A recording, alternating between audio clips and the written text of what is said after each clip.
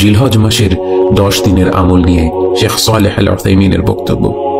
জিলহজ মাসের 10 দিন শুরু হয় জিলহজ মাস আরম্ভ হওয়ার সময় থেকে এবং শেষ হয় কোরবানির ঈদের দিন।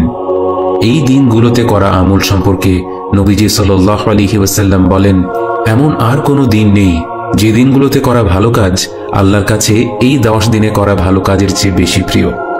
সাহাবীরা জিজ্ঞেস করলেন, এমনকি আল্লাহর রাস্তায় জিহাদও নয়?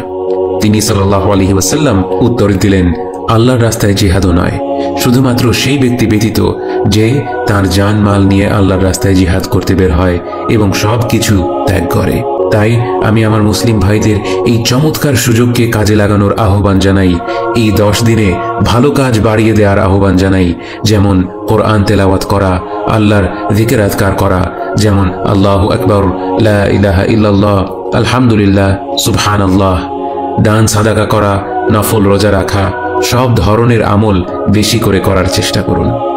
অবাক করা বিষয় হলো, এই জমানায় দেখা যায় মানুষ এই 10 দিন সম্পর্কে অনেকটাই বেখেয়াল। রমাদান মাসের শেষ 10 রাতে কি তারা আমল বাড়িয়ে দেয় না? অবশ্যই। অথচ জিলহজ মাসের 10 দিন এলে মানুষ যেন একে অন্য যে কোনো দিনের মতো ভাবতে শুরু করে।